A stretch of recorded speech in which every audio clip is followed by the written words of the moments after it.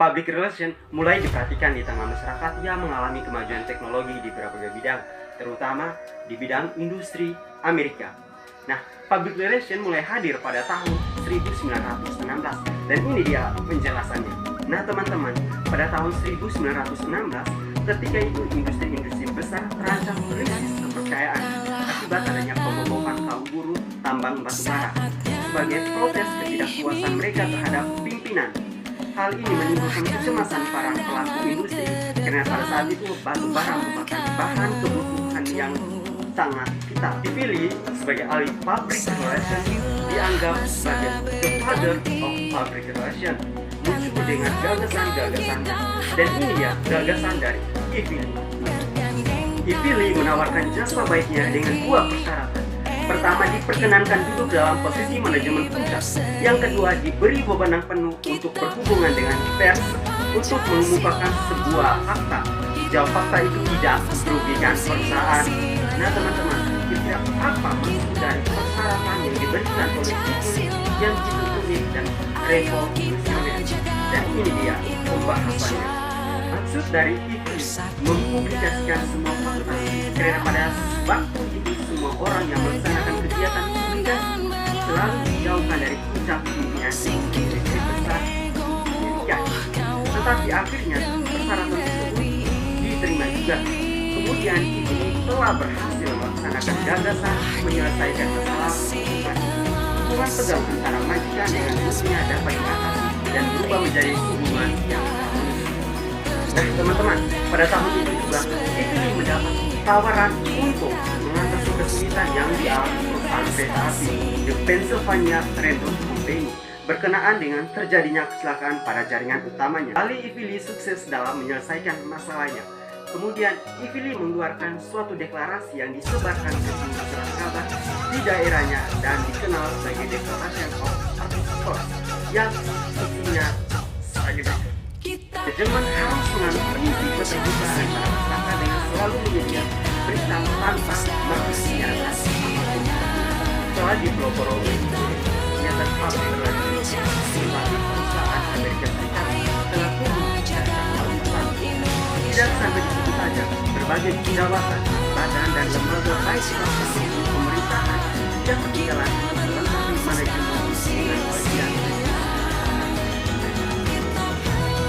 Public relation memiliki sejarah yang cukup panjang di Indonesia.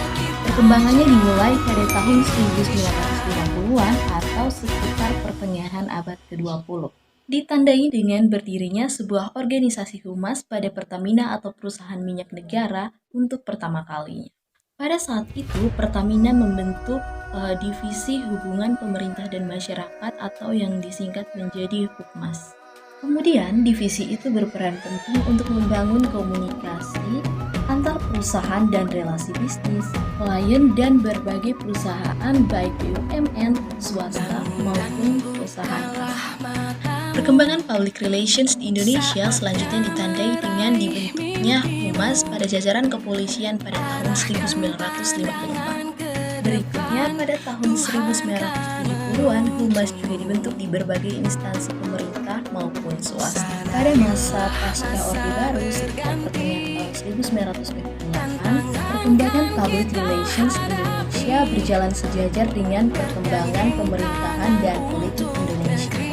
Pada masa itu, terdapat pengakuan kebebasan berpendapat. Nah, setelah tadi kita mendengar sejarah dari PR dan bagaimana sih awal terjadinya PR itu. Selanjutnya kita akan membahas mengenai definisi PR dan bagaimana sih peran PR itu sendiri. Teman-teman pasti sering dengar PR di sini dan PR di sana, atau mungkin teman-teman dengar namun nggak paham apa sih PR itu dan bagaimana sih kerjanya. Atau mungkin pada saat lagi ngumpul nih dengan teman-teman, ada yang nanya, kamu kuliah jurusan apa? Terus kamu jawab, jurusan komunikasi bagian ke-PR-an. Lulus nanti jadi apa? Teman-teman di sini bingung. Kepala tuh wondering banget, bingung, sibuk mikirin nanti kalau misalnya lulus jadi apa. Nah, untuk mengurangi kebingungan dari teman-teman, di video kali ini saya akan membahas definisi dan bagaimana sih peran PR itu sendiri. Pertama itu kita membahas definisi. Menurut buku Frank J. Collins, di situ dijelaskan bahwa PR adalah individu yang merangkum keseluruhan komunikasi yang sudah terencana, baik ke dalam maupun keluar, dalam suatu organisasi kepada semua karya, dalam rangka mencapai suatu tujuan yang spesifik yang berlandaskan pada saling pengertian. Public relations sebagai fungsi komunikasi. Perlu dipahami bahwa kegiatan umum public relations sendiri adalah komunikasi. Bakhtiar Ali mengusulkan 5 fungsi public relation, yaitu yang pertama, memberikan penerangan yang berkaitan dengan kepentingan organisasi dan kepentingan khalayak dengan cara-cara yang sesuai dengan zaman. Yang kedua, mengukur dan menafsirkan sikap, pendapat, dan perilaku masyarakat terhadap organisasi sehingga tercapainya misi, pesan yang dikehendaki. Yang ketiga, merumuskan kegiatan-kegiatan yang bertujuan meningkatkan pengertian masyarakat terhadap aktivitas lembaga atau perusahaan guna memperoleh dukungan publik. Yang keempat, melaksanakan dan mengembangkan setiap program yang berhubungan dengan usaha untuk menciptakan saling pengertian antara organisasi dan masyarakat. Yang kelima, melakukan evaluasi internal sejauh mana terjalinnya kerjasama harmonis dan sampai di mana telah terciptanya persepsi positif masyarakat dan citra organisasi. Baik, selanjutnya kita berbicara mengenai PR, marketing dan advertising. PR sendiri yang biasa dikenal sebagai humas merupakan fungsi strategis yang mengelola dan membangun hubungan dengan publik organisasi melalui komunikasi dua arah. Lalu marketing atau lebih dikenal sebagai arti pemasaran adalah fungsi strategis yang mengembangkan, memelihara dan meningkatkan mangsa pasar produk, juga menarik dan memuaskan pelanggan, dan terakhir transaksi untuk membangun profitabilitas. Lalu untuk advertising sendiri juga lebih dikenal dengan arti periklanan yang melibatkan pengembangan dan penempatan pesan promosi berbayar yang dapat dikontrol. Tiga ini memiliki fungsi strategis bahkan peran yang berbeda.